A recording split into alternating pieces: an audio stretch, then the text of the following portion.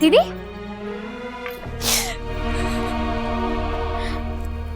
হ্যাঁ দিদি, তুই কাঁদছিস? বন্ধু, তুমি তো এত সহজে চোখের জল ফেলার মেয়ে নও। কি হয়েছে তোমার? কি হতে পারে সেটা ভাব। ভেতরে কে ছিল? একা অপায়াতে হচ্ছিল না, দুটো অপায় এসে জুটেছে। মাথা গরম বর তাকে মিস্টার কুল বলে কেমন শান্ত করে দিলে। কিছু খাইয়েছো টাইয়েছো নাকি? এই দিদি, তুই তুই কাঁদছিস কেন?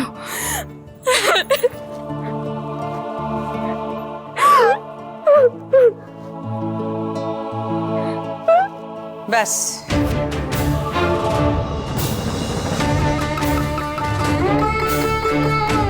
অমনি সবার সামনে এসে কান্নাকাটি জুড়ে দিয়েছো।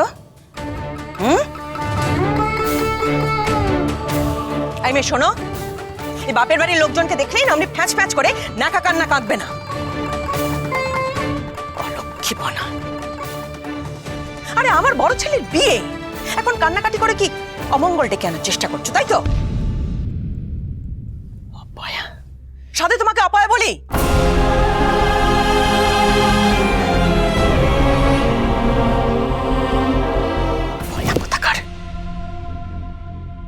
কি দজ্জাল শাশুড়ি রে বাবা। যতবার ভাবি মহারাজকে বিয়ে না করাটা ভুল হয়েছে, তারপর এনাকে দেখে মনে হয় যে না, ভালোই হয়েছে এই বাড়িতে বিয়ে না হয়। কিন্তু মহারাজকে যে আবার নতুন করে ভালো লাগতে শুরু করেছে, ওটাই তো মুশকিল হয়েছে।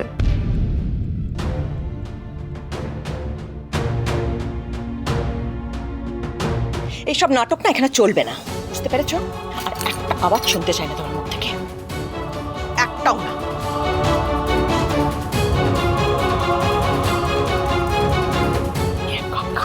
কতবার আমাকে চোখের জল ফেলতে দেখেছেন আপনি?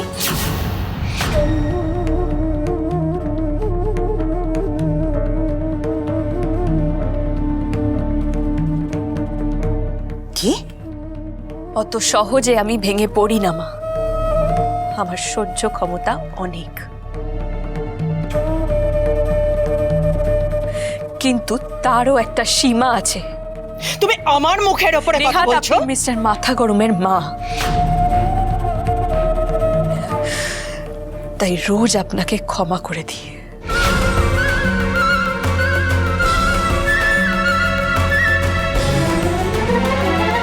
কিন্তু আজ আর পারলাম না।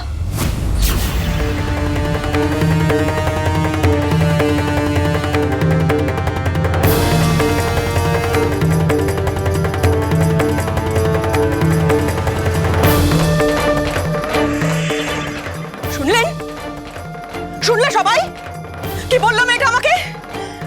কি বললো? এত বড় স্পর্ধা, এত বড় স্পর্ধা, স্পর্ধা। শোনো, তোমার বড় ছেলের যতদিন না বিয়ে হচ্ছে ততদিন এই সমস্ত চলবে এখানে। তার মানে আপনি এখনো আপনার নাত হয়ে কোনো দোষ দেখবেন না? না, না, আমাদের দেখারও একটা সীমা আছে, দেখারও একটা সীমা আছে। দোহাই তোমার, এবার ছেলেটার বিয়ে দিয়ে আমাদের মুক্তি দাও, আমাদের রেহাই দাও এবার। উফ, আমি পারছি না। একদম ঠিক বলেছো। আমিও এই ভদ্র মহিলার বড় ছেলের বিয়ের পর এই বাড়িতেই আর থাকবো না। এই, কাকে আঙুল দেখাচ্ছ তুমি? কাকে শাসাচ্ছ? বাড়িতে থাকবে না? থাকবে না তো থাকবে না।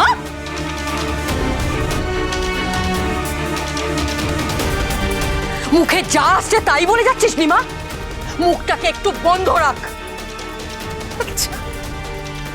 আমি কিছু বললেই অমনি সবার গায়ে জ্বালা ধরে যায়, আর এই যে এত লোক এত কথা বলছে কারোর কানে ঢোকে না। না, যেন আমি মাথার দিব্যি দিয়েছি এ বাড়িতে থাকার জন্যে। বেশ,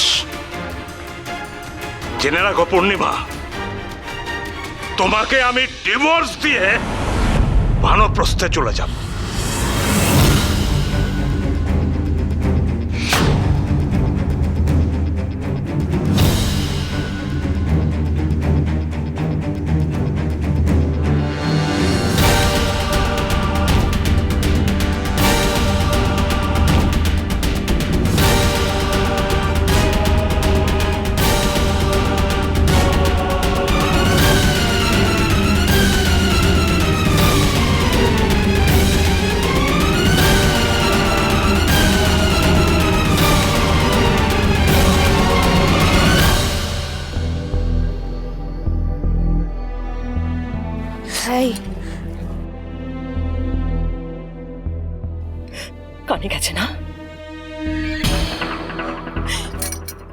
লোকটা যে কথাগুলো বলে গেল তোমার কামি গেছে না, তাই জন্য লাফাতে লাফাতে ছুটে চলে এসেছ। ফুর্তি ফুর্তি করতে এসছো না? খুব ফুর্তি হয়েছে। একটা কথা শুনে রেখে দাও, তোমার জন্য যদি আমাদের সংসার ভাঙে, তাহলে তোমার আর মহারাজের জীবনও আমি ছাড়খাড় করে দেবো।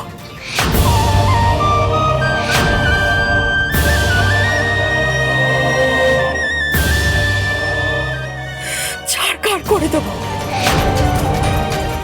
এমন অবস্থা করবো যে তোমরা স্বামী স্ত্রী একে অপরের মুখ পর্যন্ত দেখতে পাবে না।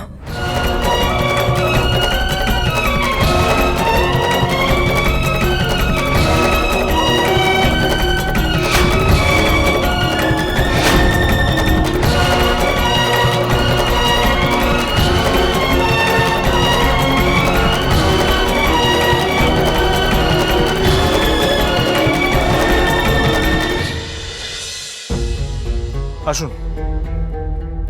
Excuse me ma'am. Welcome, sir. Welcome, ma'am.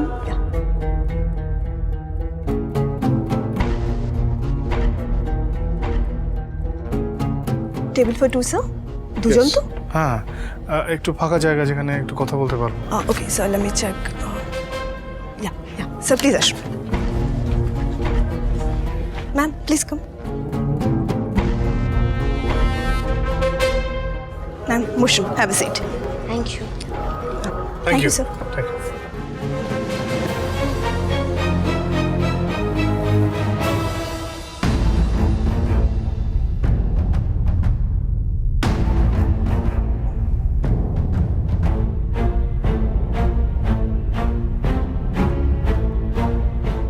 তুমি আমার সাজ দেখে ভাবছো হয়তো আমার মাথাটা একদম খারাপ হয়ে গেছে, তাই না? আরে না না, আমি শুধু ভাবছি আমি আপনাদের সাহায্য করব কি করে।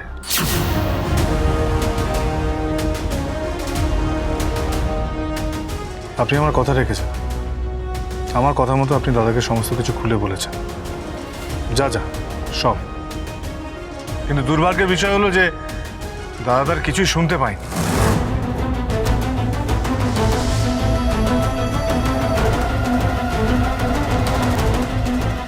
তুমি শিওর মহারাজ তোমার দাদা কিচ্ছু শুনতে পাইনি? হ্যাঁ, ও আজকে নিজেই বলেছে যে ওর ফোন নেটওয়ার্কে কোনো সমস্যা হচ্ছিল।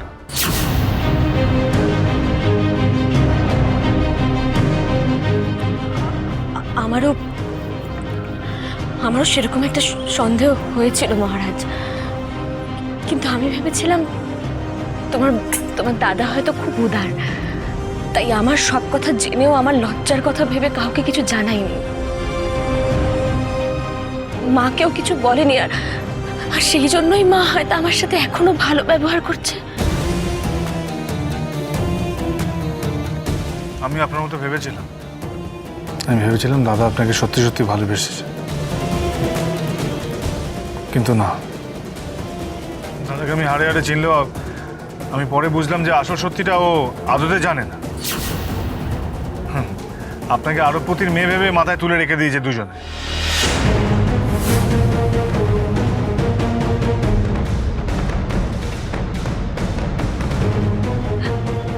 এখন তুমি আমাকে কি করতে বলছো মহারাজ? আপনাকে কি বলবো, আমি তো নিজেই বুঝে উঠতে পারছি না যে আমার কি করা উচিত। আচ্ছা, আপনার কি মনে হয়? আমার হ্যাঁ, মানে আপনি যদি আমার জায়গায় থাকতেন তাহলে কি করতেন?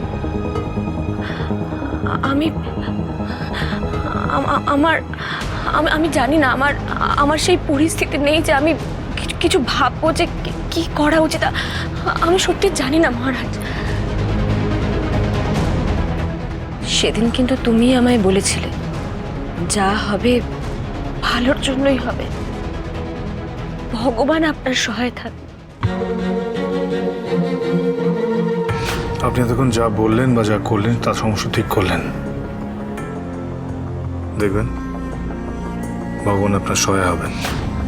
হ্যাঁ, বলেছিলাম, সেটা আমি মন থেকেই বলেছিলাম। আর এখনো সেটাতেই বিশ্বাস করি।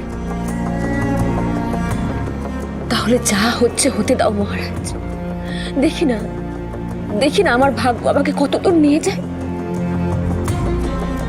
দেখুন, আমি দাদাকে ফোন করে এখানে ডেকেছিলাম, ও যে কোনো মুহূর্তে এখানে চলে আসতে পারে।